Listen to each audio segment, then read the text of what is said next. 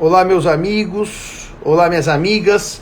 Vamos dar início então a essa nossa live de hoje, que é uma live muito esperada por vários alunos, várias alunas, vários amigos que querem saber um pouquinho mais sobre o mestrado em Direito, desde a parte do ingresso, desde a parte de elaboração de projeto, desde a parte dos desafios, do tempo que isso demanda. E para tanto eu convidei para falar comigo meus dois amigos, um inclusive presencial aqui, Marcelo Cairala, meu orientado de mestrado, e a minha outra orientada, que é a Bruna Duarte Leite. Vou fazer um convite para a Bruna e daí a gente começa a bater um papo sobre a questão das pós-graduações. Eu queria só fazer uma nota inicial, que me parece que hoje há uma certa banalização do mestrado, no sentido de se tornar uma verdadeira especialização. Como assim? Explico. Como se todo mundo, ao terminar a sua graduação, fosse para o mestrado. Como se o mestrado fosse praticamente um 6º ano do curso de Direito. Me parece que o mestrado no Brasil, não na versão profissionalizante que nós temos em algumas instituições no Brasil e temos em outros países, que o mestrado seja exatamente um modelo de ensino para que eu me torne melhor advogado, melhor juiz, melhor promotor, etc. Ao contrário, me parece que o modelo brasileiro de mestrado é o mestrado puramente científico, é aquele modelo vocacionado para as pessoas que pretendem desenvolver uma pesquisa científica profunda, uma pesquisa científica daquelas... A Bruna vai dizer que não consegue entrar. Daquelas pesquisa científica profunda, daquelas pesquisas em que eu vou escolher um tema e vou verticalizar o estudo daquele tema. Eu brinco sempre que se vocês quiserem comparar o estudo para concurso do estudo para o mestrado, é exatamente o oposto. Para concurso público, você verticaliza e estuda diversos temas de maneira não profunda. É um conhecimento quase superficial de tudo. O mestrado, ao contrário, é o estudo específico, vou chamar ela de novo, é o estudo específico, tema de maneira mais profunda. E, portanto, meus amigos, quando eu pensei em fazer... a Bruna entrou. Olá, professor, tudo bem, Bruna? Tudo jóia. Olha a Bruna quem está aqui, o Cairala, olha que bonitinho. Agora nós vamos apoiar aqui o celular, Bruna, para ver se o celular se consegue aguentar a mim, você e o Cairala, 3 pessoas juntas. Vamos ver. Já deu certo. Acho que aguenta. Calma, não fica nervoso. O Cairala ficou nervoso, ele vê a Bruna, se emocionou. Pronto. É muito tempo longe? Desde quando? Desde ontem, né, Bruna? Desde algumas horas. Então, o que eu dizia para eles é que eu mesmo, quando estava no meu 5º ano e resolvi fazer um mestrado, eu resolvi por quê? Porque eu, numa aula de 5º ano, me encantei com um tema que era a distinção entre vício redibitório, inadimplemento contratual e erro como vício do consentimento. E eu virei para minha professora, Tereza, que me dava aula há exatos 5 anos de Direito Civil. Falei, professora, eu gostaria muito de estudar esse tema. Ela falou, é um bom tema para o mestrado. Então, eu entrei no mestrado com um tema já escolhido. O que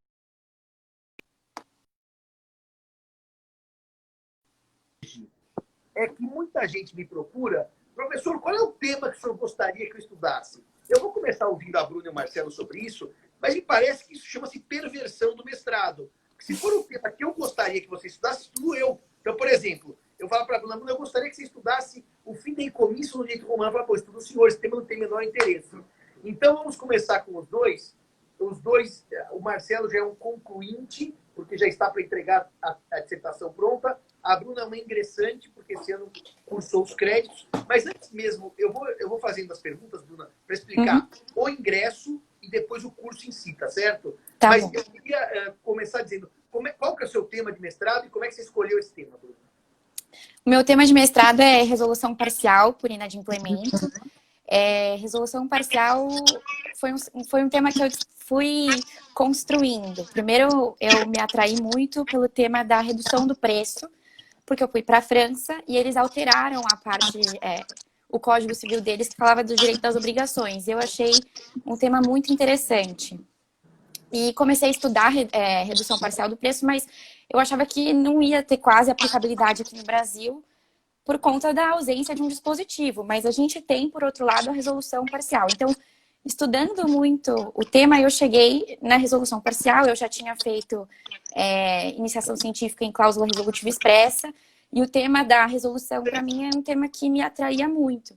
Então, foi assim que eu cheguei nesse tema, digamos assim. Sobre o seu apontamento, as pessoas vêm me perguntar que tema eu escrevo. É engraçado que as pessoas me perguntam às vezes também, que tema você acha que eu deveria fazer? E é bizarro isso, porque você vai ficar mais de 3 anos estudando a mesma coisa, tendo que ver a mesma coisa, falar da mesma coisa. Então, se você não amar o que você está fazendo, vai ser muito maçante, porque já é maçante, mesmo você adorando aquilo que você vai tratar. Depois de um certo tempo, se alguém te sugere alguma coisa que você nem tá tão assim, vai ser muito maçante, vai ser insuportável, acredito eu. Então, acho que primeiro ver alguma coisa que você gosta, realmente algo que te desperte um interesse, é essencial, é o primeiro ponto. Carol, e você? Como é que você escolheu o seu tema? Conte para eles qual é o tema e como você escolheu.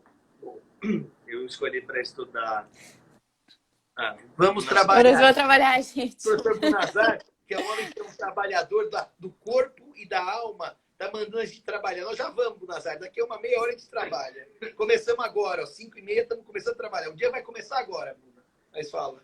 Eu escolhi para o tema do meu mestrado o contrato de fiança, que me despertou muito interesse por causa das controvérsias que eu fui enfrentando ao longo da atuação prática e despertou interesse acadêmico em entender de onde surgiu todas as controvérsias e como foi que elas foram resolvidas, tanto historicamente, que é um interesse pessoal meu, estudar a origem dos problemas, quanto mais atualmente do dia a dia forense, etc. Ou seja, uma visão que começa com fundamento histórico, depois delineia de maneira sucinta a categoria, o que é a fiança, e daí vai para o enfrentamento de questões controvertidas na doutrina da jurisprudência, certo? Exatamente.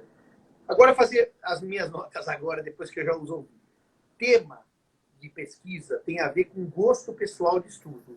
Ou seja, eu só estudo o que eu gosto, porque se eu não gosto, como disse a Bruna, não dá para estudar. Então, não existe perguntar, professor, o que eu estudo? É mesmo que se perguntar, professor, eu como hoje no café da manhã abóbora ou eu como pera? A decisão é sua, não é minha. Segunda coisa, os temas hoje vêm como boas ideias. De boas ideias o inferno está cheio. O tema, para ser um bom tema, não é uma boa ideia. É uma pré-pesquisa e uma pré-leitura. Ninguém deve pensar em começar um mestrado se não tiver pelo menos escrito sobre aquele tema 20 ou 30 páginas na forma de um pequeno artigo, para ver se o tema se sustenta, se o tema tem bibliografia, se o tema tem inserção teórica e se o tema tem apelo para você que escreve. Então, professor, eu estou pensando em escrever sobre o direito das coisas. Belo tema. E das coisas é o universo. Eu queria também começar a escrever o dia em que a Terra foi criada até o Apocalipse. Quer dizer, é muita coisa. Então, a ideia, na minha leitura do tema, é um tema que eu já li, que eu já me aprofundei, que eu tenho algum interesse e alguma bibliografia para fazer. Mas, segunda coisa que eu vou falar agora é a escolha do orientador. Os orientadores, normalmente, em todos os programas de mestrado e doutorado, das públicas e privadas, eles têm linhas de pesquisas. O que é isso? Cada orientador escolhe temas na forma de uma linha de pesquisa que eles pesquisam e que eles acabam aceitando alunos de mestrado e doutorado que estejam aderentes nos seus temas às linhas de pesquisa. Então, por exemplo, é impressionante o que eu recebo de e-mail. Professor Simão, o senhor me orientaria no tema tal? Eu falo, mas está fora da minha linha de pesquisa. O aluno sequer teve o cuidado de entrar no site para analisar as regras, para saber se o senhor orienta ou não se orienta. Dica prática, que agora depois eu vou lançar uma segunda questão para eles. Antes de começar, nós temos que, no mínimo, ler o regimento do programa ao qual eu pretendo me filiar. Todas, públicas e privadas, publicam isso no site. Então, vamos começar o jogo? Vai para o site, olha e vê quais são as regras. Esse é o primeiro ponto. Depois pensa no tema, depois lê sobre o tema e começa a produzir alguma coisa sobre o tema. A escolha do orientador, eu não vou perguntar para eles porque eles me escolheram, porque os dois vão dizer foi falta de opção, só sobrou orientador para a gente pegar. Então o senhor foi o último, tinha lá 100 opções. O senhor era a 100ª, nós pegamos você. Mas a escolha do orientador, aí vocês não precisam dizer que é chato, mas passa por linha de pesquisa é o primeiro, aderência científica entre o que eu leio e estudo e o que os meninos leem. Um detalhe, na Sanfran é obrigatório no seu projeto indicar a linha de pesquisa do orientador a qual o seu projeto está vinculado. Então, se você lê o edital, isso está lá. E é como você falou, tem que ler o edital de cabo a rabo quando sair lá no começo do ano, porque senão pode correr o risco de comer bola e não aceitar o seu projeto por conta de um detalhe desses, né? Exato. E daí, o orientador passa por isso, pela linha de pesquisa, o orientador passa por alguma afinidade de pensamento, porque se eu discordar de tudo que escreve meu orientador, é estranho. Eu vou entrar para fazer um tour de force, para ver quem sobrevive, o orientado, o orientador. Normalmente sobrevive o orientador, que tem um pouco mais de experiência. E também passa, é claro, se possível, por alguma afinidade pessoal, porque afinal a orientação acaba gerando um vínculo pessoal e presente. Eu, por exemplo, me reúno a cada 45 dias com meus orientados, hoje virtualmente, por causa da pandemia, mas em tempos idos era presencialmente, para discutir um pouco dos trabalhos, das pesquisas, das evoluções.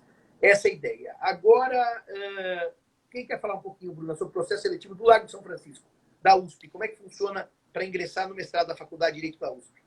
Então, no começo do ano, lá por volta de março, abril, sai o edital da pós, então do mestrado e do doutorado. Lá tem todas as regras, o cronograma, tudo. Então, nesse momento, no começo do ano, a minha dica seria, desde fevereiro, acessar o site da faculdade, até antes, tomar conhecimento de como foram os processos seletivos anteriores, porque tem chance de mudar, mas são grandes as chances de continuar muito parecido com o anterior. Então, lá para o começo do ano, vai ver o edital.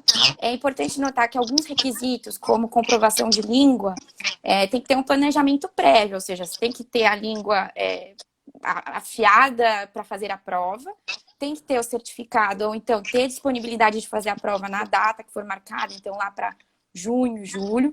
Então, tomar tudo isso em consideração. Também ir atrás de orientador é importante, já ir pensando no projeto. Mas em relação ao processo seletivo, acender a luzinha vermelha em fevereiro, março, para já ficar entrando no site da faculdade e ver quando que vai sair. Por quê? Lá para o meio do ano sai a bibliografia, as leituras obrigatórias, e é muita leitura. Então você tem que se organizar, separar um tempo para ler, separar tempo para estudar, ir atrás da bibliografia, porque isso não é fácil. Às vezes as pessoas menosprezam um pouco ir na biblioteca pegar livro. Isso toma muito tempo.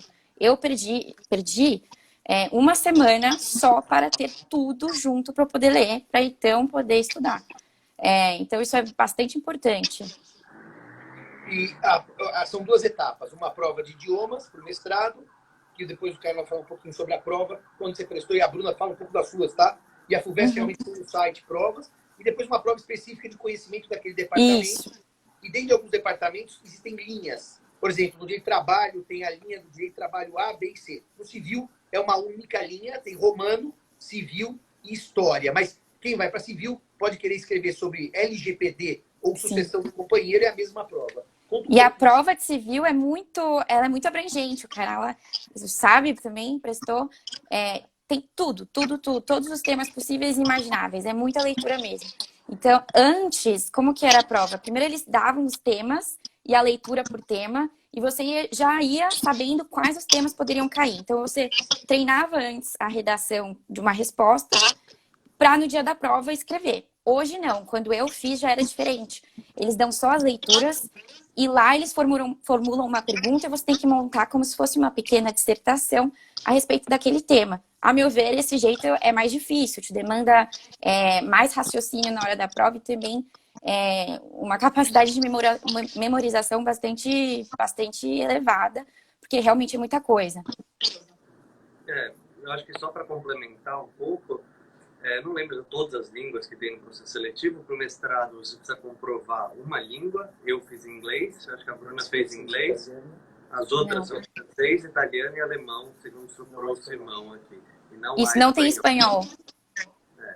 E para o doutorado, se eu não me engano, você tem que comprovar duas línguas, o inglês e mais uma, é isso? Isso. Né? Então, eu vou falar só do mestrado para não complicar a conversa. É uma língua que não é o espanhol, porque o espanhol é tido como língua equivalente ao português, porque eu posso escrever as dissertações em espanhol. Então, o espanhol vale como língua nativa, vamos chamar assim. E a prova da FUVEST eram testes, eu não sei se até hoje é assim, e eu acho que isso se aplica para todas as línguas. Sim. Só que alguns certificados que você obtém além da prova da FUVEST são válidos também para comprovação da língua. Aí precisa verificar exatamente qual que é o edital daquele ano para ver quais certificados são equivalentes à prova da FUVEST. Como a IELTS tem isso mesmo, mas está tudo no edital.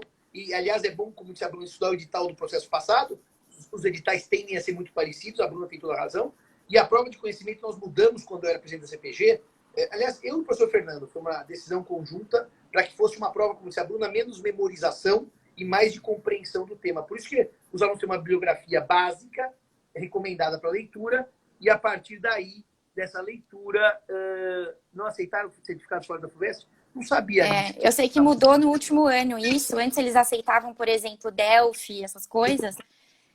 Mas, claro, eles aceitam. O Delphi ele é vitalício. Esses testes da Europa, eles não têm validade. Só que a USP pede que ele seja feito em menos de 2 anos. Ou seja, que você tenha feito ele há menos de 2 anos. Isso no meu ano. Ano passado eu fiquei sabendo que mudou mesmo, que só a prova da FUVEST. Mas, novamente, pode sair o edital e essa regra mudar. Então, tem que ficar atento. E eu acho que para se preparar para o mestrado tem que pegar 1 ano antes. Não tem como se preparar em cima da hora. É muito arriscado. Então, pega um tempinho, pensa. Não, para complementar o que a Bruna já colocou, a bibliografia de civil, que foi a que eu estudei, a Bruna estudou, a nossa era bem parecida. Aliás, ao longo dos últimos anos tem mudado muito pouco a bibliografia indicada, então estudar o edital do ano passado é um ótimo começo para a prova do ano que vem. Eram de 1.000 a 2.000 páginas de estudo. E eu, por exemplo, eu fiz um calendário que demandou 6 meses de leitura, fichamento, resumo e etc., como preparação para a prova de conhecimento jurídico na área de civil. 2 notas, a live vai ficar gravada, vai para o YouTube, não se preocupem. E a segunda nota é que a gente sabe muito bem que tem gente que monta grupo de WhatsApp, você lê um texto, eu leio outro, eu te mando o resumo. É claro que na sociedade pós-moderna isso existe, mas, porém, contudo, entretanto, todavia, eu acredito que o grau de dificuldade das provas de civil, vou falar do meu departamento, quando eu estou vendo e corrigindo, ela dificilmente é suprida lendo o texto que o outro resumiu. Eu não estou falando isso para assustar ninguém, mas estou dizendo, corroborando o que disse a Bruna e o Marcelo, que é bom que vocês leiam e gastem tempo com isso, porque o sucesso por meio de um resumo é mais complexo, porque se todo mundo tiver o mesmo resumo, é capaz que as provas fiquem tão parecidas que haja uma reprovação coletiva. Então, tem que tomar um certo cuidado com esse facilitismo que o mundo pós-moderno confere, para que vocês não caem no conto do vigário ou no canto do cisne, que é o último canto. Tomem cuidado com isso, porque a recomendação que eu dou, por óbvio, é que façam a leitura. Mesmo porque, acho que a Bruna e o Marcelo vão concordar comigo, que se aprende muito com a leitura dos textos. Sim, ou seja, isso que eu ia falar. falar. Exatamente isso. Quando você pega para estudar, primeiro a complexidade dos textos que eles dão já vai te acostumando para quando você estiver prestando quando você estiver cursando as matérias, você ter uma noção de tudo. Claro que não é só a prova que vai te ajudar a estudar para essas matérias, mas isso te ajuda demais. E você escrever ajuda muito a memorizar. O que eu fazia era separar por tema. Então, eu lia tudo e depois eu separava. Bom, essa parte aqui é a parte geral, isso aqui é negócio jurídico. Ia memorizando os autores por tema. Na hora da prova, era só anotar quem eu não poderia deixar de citar. Bom, então, se você está falando de negócio jurídico, eu não posso deixar de citar o Pontes, que está na bibliografia, o professor Junqueira, que está na bibliografia, e assim por diante. Então, eu acho que facilita um bocado. Vai aprender para sempre, então não vai ser um tempo perdido, muito pelo contrário. E ajuda demais, ajuda demais. Ler resumo, para mim, é uma coisa péssima. Eu não memorizo e, às vezes, me atrapalha. Eu estou dizendo isso, Bruna, porque o facilitismo é muito grande hoje em dia. Só que depois falam assim, eu não passei. Bom, não estudou. Qual dos textos que você lembra que te impactou ou que te trouxe uma leitura agradável, Marcelo? O Del Nero do Ocaso do Direito Privado. É um texto fantástico, super curto, acho que tem 20 páginas, não mais que isso. E é um texto bem marcante. Bom, mas também eu li os 20 parágrafos do Menezes Cordeiro, que não é o livro inteiro, mas é uns 30% do livro, e dá uma visão bem abrangente do que é o tratamento da boa-fé objetiva, que é indispensável hoje em dia, não dá para trabalhar em direito civil sem saber tratar bem a boa-fé objetiva. Acho que foram os 2 mais marcantes, assim, da bibliografia. E eu só vou dizer uma coisa para vocês. Eu acredito que o conhecimento São aquelas caixinhas que você vai pondo uma sobre a outra na metáfora mais imbecil do mundo. Faz uma base, a base vai formando o alicerce vai formando o prédio, que você termina com o acabamento. Que talvez, na minha leitura, o acabamento é quando você faz sua livre docência. E daí você só cuida da decoração da sua base.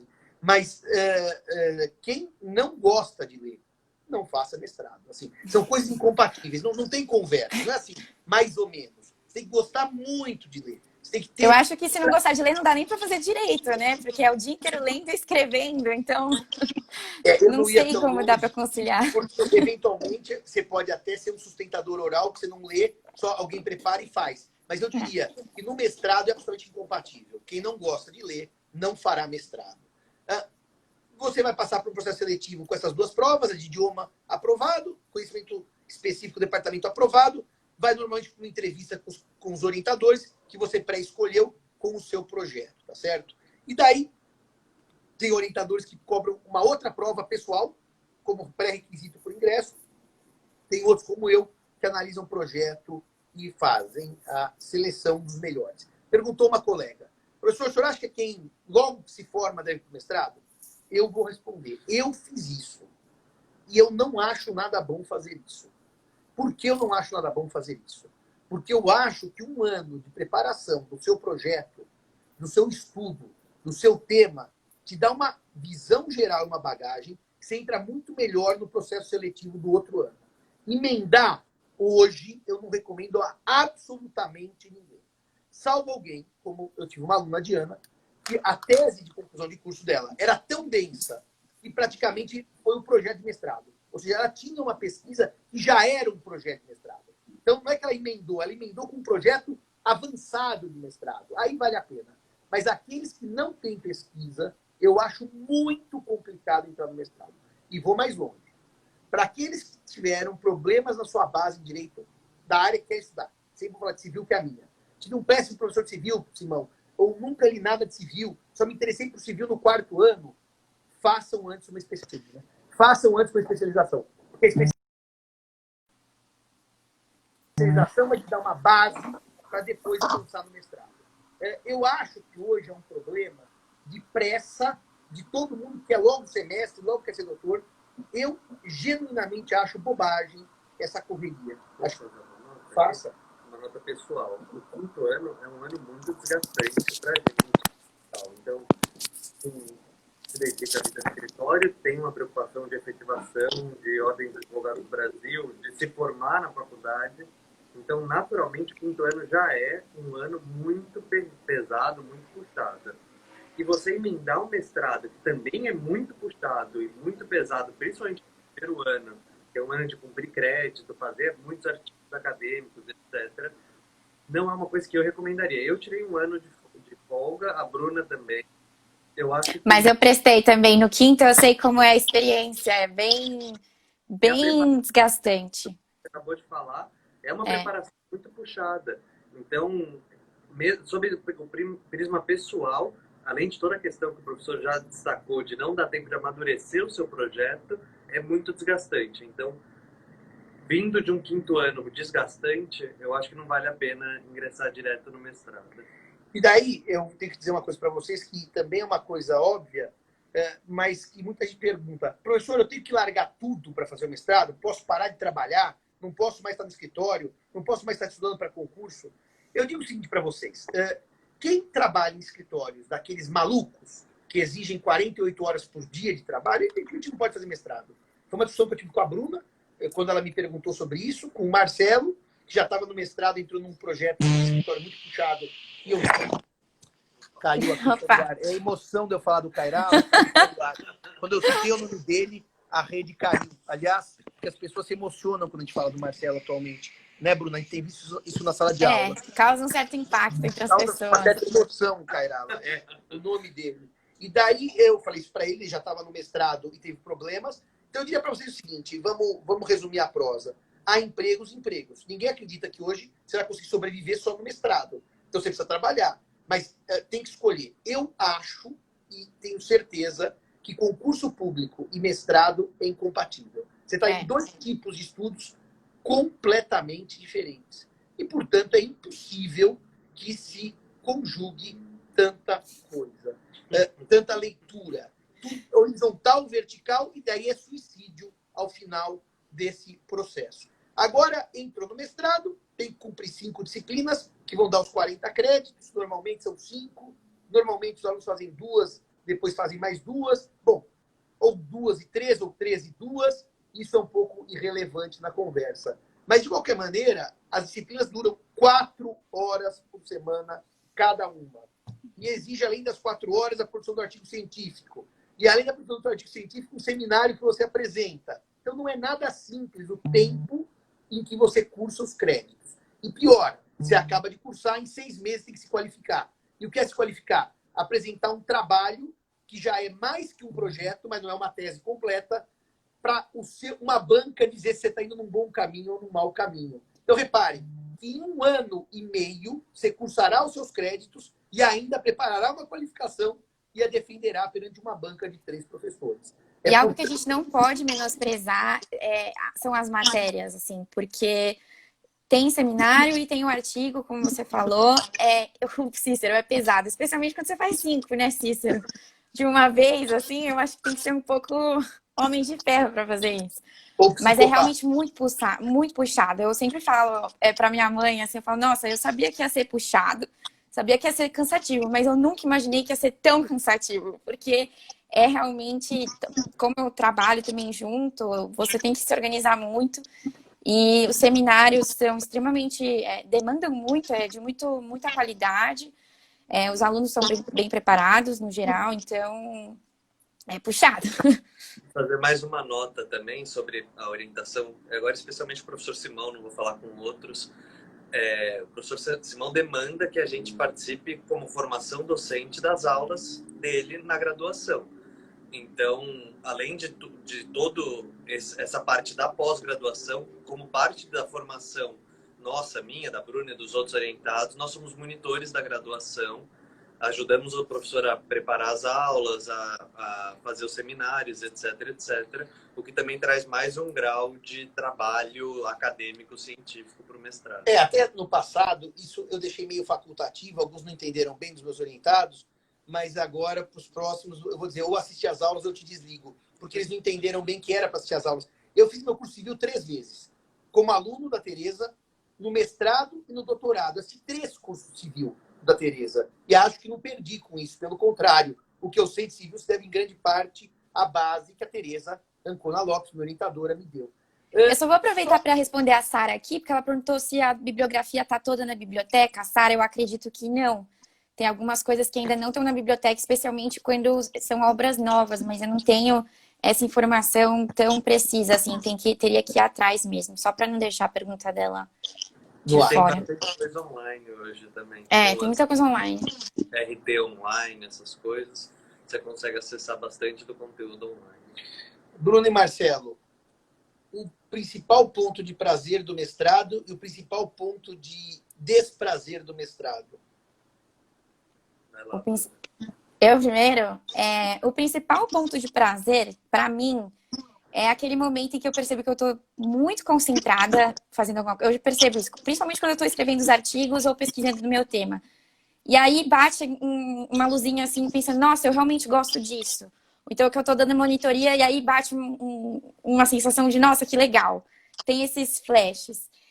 O ponto mais difícil talvez seja eu afetar as pessoas à minha volta porque eu estou fazendo mestrado. Então, ter que falar muitos não, falar não consigo, final de semana não vou poder sair. Não é sempre, óbvio, mas eu afetar as pessoas próximas de mim talvez seja o meu maior desafio, assim, porque no fundo você se sente um pouco culpado, porque a escolha é sua, não deles, mas os outros acabam sendo um pouco afetados. Fazer mestrado é renúncia, no fundo.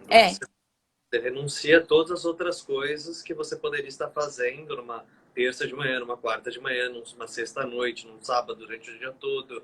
Você vai, às vezes está todo mundo tomando sol na piscina e você lá escrevendo, lendo livro, etc. O que também gera a contrapartida, que é o prazer de estudar. Então, no fundo, o ponto mais alto do mestrado é realmente ter o compromisso com o estudo, o compromisso com uma Bom, eu não vou entrar no debate se direito é ciência, mas um compromisso com o estudo de uma matéria dentro de um campo de estudo. Então, eu pessoalmente, eu adoro quando eu pego um problema prático e vou buscar de onde esse problema surgiu na história. E eu vou lá no código do Bevilacqua, de 1916, depois eu vou nas ordenações, depois eu tento achar das ordenações uma fonte no direito romano. E você aprendeu bem. Então...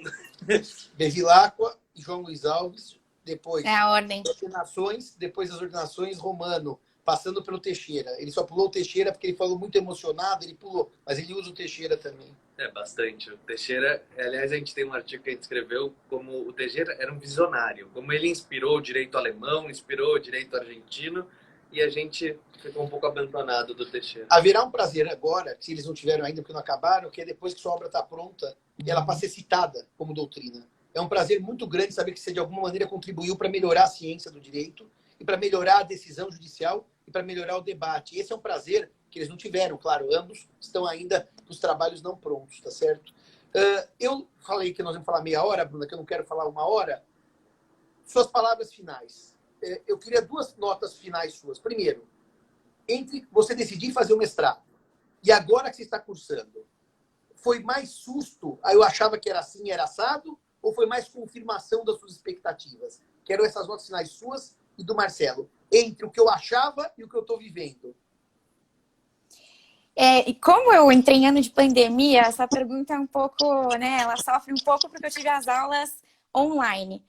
Mas muitas das coisas se confirmam no sentido de saber que eu sabia desde o início que eu ia ter que renunciar a algumas coisas, etc.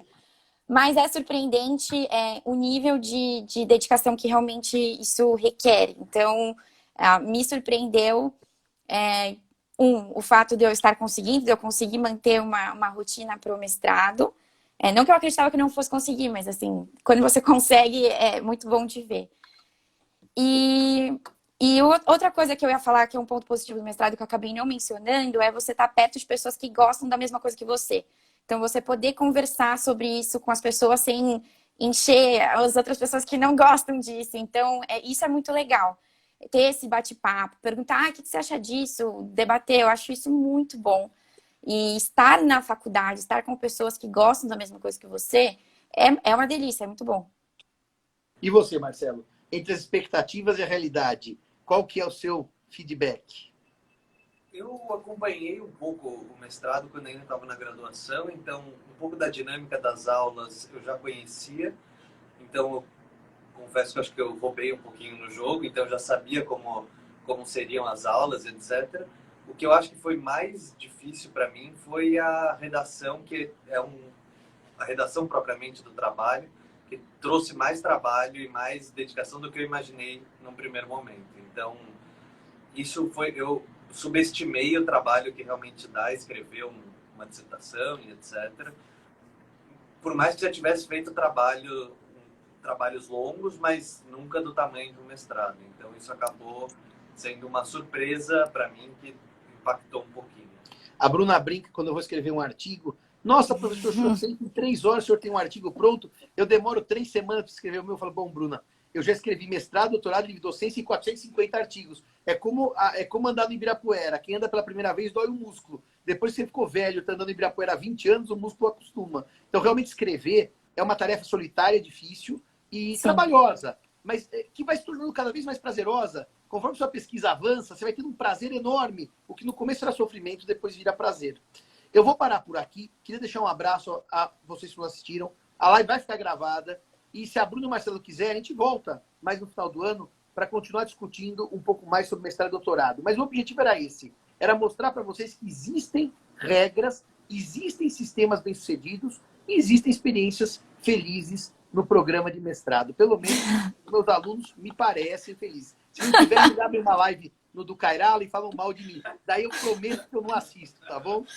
Gente, muito obrigado. Bruna, uma boa sexta-feira e um bom Obrigada, gente. Beijão. Marcelo, até a próxima. Tchau, tchau. Até mais. Tchau, tchau.